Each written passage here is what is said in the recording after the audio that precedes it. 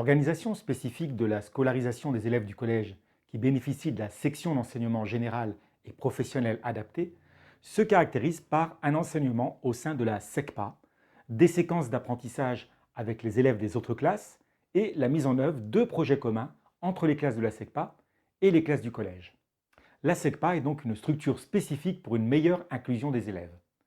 Au sein d'un collège plus inclusif, la SECPA, bien identifiée comme structure, doit permettre aux élèves issus de classes de CM2 préorientés en SECPA de poursuivre les enseignements du cycle de consolidation et du cycle des approfondissements. À la fin de la première année du cycle de consolidation, la classe de CM1, des modalités spécifiques de poursuite de la scolarité des élèves peuvent être proposées aux élèves qui rencontrent des difficultés scolaires graves et persistantes malgré les dispositifs d'aide dont ils bénéficient. La démarche d'orientation comporte deux phases distinctes. Pour les élèves bénéficiant d'une préorientation en fin de classe CM2 pour entrer en classe de 6e SECPA, il sera nécessaire d'un dossier d'orientation qui sera constitué durant la deuxième année du cycle de consolidation, le CM2, en tenant compte de la procédure de la Commission départementale d'orientation vers les enseignements adaptés, la CDOEA. À la fin de la troisième année du cycle de consolidation, notamment la sixième, dans le cas où les difficultés sont telles qu'elles risquent de ne pouvoir être résolues dans un dispositif d'aide, le conseil de classe peut proposer une orientation vers les enseignements adaptés. Pour les élèves qui bénéficient d'une préorientation en SECPA, le dossier constitué en classe de CM2 doit être complété par les travaux et les bulletins scolaires et peut être enrichi de nouveaux éléments établis par le psychologue de l'éducation nationale. Pour les élèves de 6e qui n'ont pas bénéficié d'une préorientation en SECPA, un dossier doit être constitué avant le conseil de classe du second trimestre. Les représentants légaux sont alors avisés par le chef d'établissement de l'éventualité d'une orientation vers les enseignements adaptés du second degré. Puis, lors du conseil de classe du deuxième trimestre, les représentants légaux sont informés de cette proposition d'orientation. Le chef d'établissement transmet ensuite les éléments à la CDOEA. La SECPA offre une prise en charge globale dans le cadre d'enseignement adapté fondée sur une analyse approfondie des potentialités et des difficultés des élèves. L'adaptation des enseignements dispensés aux élèves passe par l'aménagement des situations, des supports et des rythmes d'apprentissage, l'ajustement des démarches pédagogiques et des approches didactiques. Cette adaptation favorise les pratiques de différenciation et d'individualisation pédagogique tout en maintenant un haut niveau d'exigence en référence au socle commun de connaissances, de compétences et de culture. L'équipe pédagogique de la SECPA est constituée de professeurs des écoles spécialisés titulaires du certificat d'aptitude professionnelle aux pratiques de l'éducation inclusive. Il remplace le certificat complémentaire pour les enseignements adaptés et la scolarisation des élèves en situation de handicap, le CAPASH. Il bénéficie aussi d'enseignants tels que les professeurs de lycée et collège, de professeurs de lycée professionnels, titulaires si possible du certificat complémentaire pour les enseignements adaptés et la scolarisation des élèves en situation de handicap, le 2CA-SH.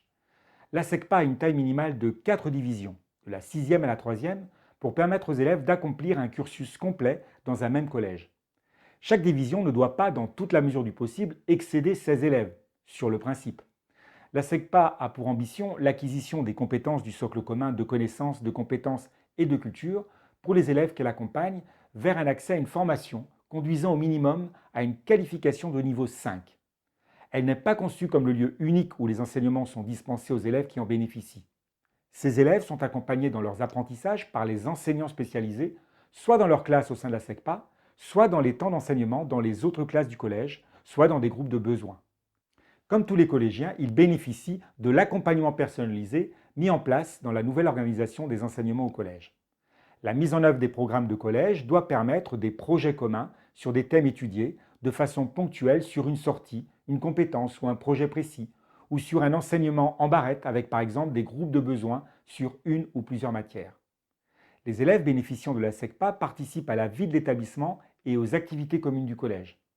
La scolarité en SECPA doit permettre aux élèves de se situer progressivement dans la perspective d'une formation professionnelle diplômante qui sera engagée à l'issue de la classe de 3e. Le parcours à venir doit permettre à tous les élèves de SECPA de construire progressivement une véritable compétence à s'orienter et développer le goût d'entreprendre et d'innover au contact d'acteurs économiques et par la découverte des établissements de formation diplômante. les élèves de SECPA bénéficient tout au long de leur cursus d'un suivi individualisé, évolutif dans le temps.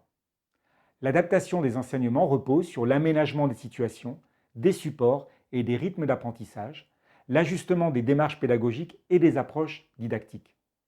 En cinquième, l'enseignement technologique s'appuie sur les programmes du collège. En plus des enseignements disciplinaires, des enseignements pré-professionnels assurés par les professeurs de lycée professionnels sont proposés aux élèves dans le cadre de l'enseignement de complément. La démarche de projet amorcée en classe de 5e évolue. Les activités proposées aux élèves au sein des plateaux techniques de la section et de son réseau leur permettent de développer certaines compétences auxquelles la formation professionnelle fera appel et de faire ainsi évoluer la représentation qu'ils se font des métiers. La mise en réseau d'établissements sera mise à profit pour améliorer et diversifier l'offre des champs professionnels susceptibles d'être proposés à la découverte des élèves et leur permettre de renforcer la construction de leur projet d'orientation. En fin de troisième, l'objectif est de préparer l'élève à la poursuite ultérieure d'une formation professionnelle diplômante. Cette préparation s'effectue dans le cadre de champs professionnels dont les formations diplômantes correspondantes sont clairement identifiées. Dans ce cadre, les élèves sont amenés à effectuer des stages en milieu professionnel. Par ailleurs, les enseignants doivent proposer à tous les élèves durant l'année de troisième la préparation de l'épreuve orale du CFG, Certificat de formation générale. Tous les élèves de classe de troisième bénéficiant de la SECPA pourront être présentés aussi au diplôme national du brevet, le DNB, plus particulièrement à la série professionnelle, appelée DNB Pro. Concernant le devenir des élèves après la classe de troisième de SECPA, l'offre de formation s'analyse dans le cadre de la carte des formations qualifiantes. Diverses possibilités d'accession à une qualification de niveau 5 sont offertes aux élèves. La plupart des élèves ont vocation à continuer une formation au lycée professionnel ou en CFA, centre de formation d'apprentis. À destination des autres élèves, une solution au cas par cas, notamment au sein de formations qualifiantes dans les établissements régionaux d'enseignement adapté, EREA, est proposée pour qu'ils poursuivent leur projet de formation.